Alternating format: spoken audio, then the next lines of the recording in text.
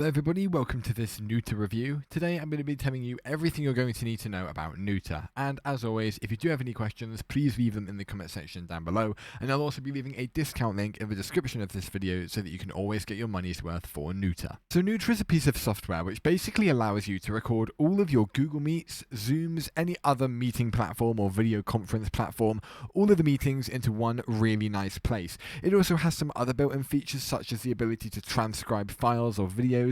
You can have a real-time transcription in order to look at the stuff that you say in a meeting and put that into a text. If you basically want to have a little look without having to record the meeting and you just want sort of a script that you can look through, great feature for that. You also have all of your previous files here, and then you have the option to view them in a larger page in all your projects here. And as well as that, the main feature of this is obviously our inbuilt extension here, which basically once we hit start recording will open up a piece of software and record whatever we've got on our screen. So let's go ahead and just get straight into it. So as you can see here, on the main page, we have the option for real-time transcription. It also allows you to put in video files, and these are the ability to basically, if you have a video on either Google Drive, a website, YouTube, or Dropbox, you're able to obviously import these into the software without having to download the file in one of these specified formats. So if we go to real-time transcription, for instance, I'm going to go ahead and just basically speak. So we would obviously have to set the date. So the title of the notes we'd put as test. Oh, my caps is on. There we go. So test. Then you obviously have the amount of participants. We're just going to put opulent. And then you can add any information that you want, such as the participants, any information about them with their email, phone number, and stuff like that. We'll just add their phone number and we'll say it's 01234 567 890. There we are. Now, once you've done that, you're able to then set the type of dictation, whether you want it to be automatic or dictated. So basically, depending on where you speak, it will do it. I'm going to select automatic.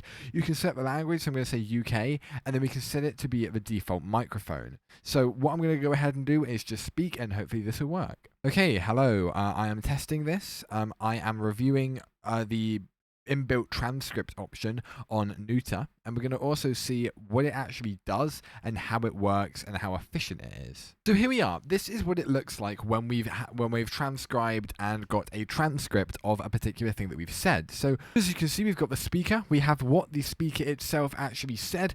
We have any information about them that we previously had. Now we also have the option to translate what this person has said, as well as also sharing it and exporting it if we do wish to. And at the bottom, we can listen back to the video that we've got, and we can also change its playback speed from anywhere, a bit like YouTube, anywhere from 0.5 all the way up to double the speed. You're also able to use this option here in order to select different areas of the actual text, and you're also able to add tags to it. So anything that's important, if you want to look through, you're able to transcribe it. You're able to basically see a lot of information. If you want to share this with people and maybe feedback on something that they've said, or make a note on something that they've said that you want to look back at further in the future, it's a great option. And obviously you have the regular options to change the appearance of the text and also change the font itself. And then anything that you don't like, you're also able to basically get rid of that you basically did here. So if you did, for example, highlight something that you didn't want, you can simply get rid of that highlight with the eraser tool as well.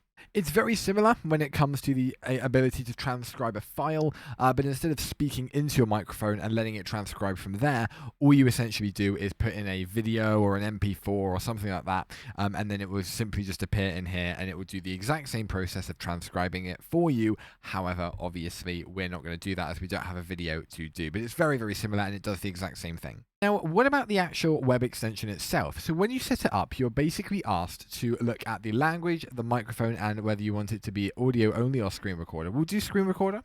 And when you hit start recording, it will open up an external software, as you can see here. So it will immediately begin listening to what you've said, and it will also be screen recording at the same time. So everything that you see on your image or on your display will also be put through onto this so that you can share it. So as you can see, this is where you would then use it on Zoom or Google Meet or something like that. So essentially what you would then do is once you've finished and you've got your entire meeting all recorded, you would then hit finish recording, and after that it would then save it to your computer. So if I hit it, it will obviously come up with my files, which I'll have to hide and edit around that. But as soon as you hit that, it will ask you where you want to save it, and then you can send that recording of the meeting to whoever you want to. So here we are. Once we've recorded it, it will obviously save it to our computer if we want it to, and then it will bring us to this option here. So you're able to have either a transcript of what you just had or a subtitled video. It's up to you. It really depends on how you want to platform the video that you've created and whether you want to share it as a YouTube video for people, maybe people who are hard of hearing, or whether you just want to dish out the transcript to a large amount of people. It's completely up to you. But we're going to go for subtitled video mode because this is the one that we haven't looked at. Now, as you can see here, we have the subtitles on the left and we have the video on the right. So basically, we can go through every subtitle. We can change any information about it if there's maybe a few issues, but the subtitles are immediately placed on the video and we can have a little look at that. So as you can see, it's very, very simple. And by playing the video, as you can see, it will basically have the subtitles at the same time. So if I quickly put this through my mic, will also be put through onto this so that you can share it. So as you can see, this is where you would then use it on Zoom or Google Meet or something like that. So essentially what you would then do is once you've finished and you've got your entire meeting all recorded, you would then hit finish recording, and after that it would then save it to your computer. So there we go. That's essentially what it does, and that's what the subtitle mode does. So it's a really great way of being able to quickly show something who maybe, as I said, might be hard of hearing. But it's really efficient because a lot of the time, if you want to do like transcripts or something like that, or you want to upload it to YouTube, you have to do the transcripts automatically. There is obviously an automated feature, but I found that this is very, very, very accurate, and I think that it's really great with the fact that you can look at all of them in a much more easy fashion. And as well as that, the fact that it's built into your browser as a web extension is also incredibly helpful as well, because a lot of the time people will opt to use an external thing such as OBS to record their meetings, but that obviously requires the knowledge to download, have a good computer that can obviously stream and record at that sort of frame rate. But this is all built into your browser. You don't need to have anything else open. You don't need a beefy computer. It's just all there. It's all seamless, and it's all built into one piece of software and one extension. Obviously, as well as that, you have the option here under My Files. You can basically look through all your files in a little bit more of an interesting fashion. You have the option to see the status. You can see the modification if it's been changed recently. You can see the actual date that it was uploaded, the length of the actual thing itself, and obviously whether it's a subtitle or a transcript. So that's, as we saw earlier, this is basically where you would want to, this is where it shows you rather what actual thing it is, whether you just put it as a transcript or whether you just put it as a subtitled video. And as you could see via both of them, they have very different use cases, but it's really, really great to know that they have both of them. And if you did want to hit a new project, you would simply hit this add new button and obviously put the name of the project in there. But that is more or less it for Noota. So what do I think about Noota? And I think that they've taken a really interesting approach, and I think the approach is very, very good. The ability to, in order to record meetings is something that, especially during lockdown, people needed to, but now that we're out of that, people are doing it a lot more because they realize it's a viable option. So being able to have that all in one seamless place that you can just install onto your computer, install into your browser, I think is really, really effective, and it's a great, great idea that they've come up with.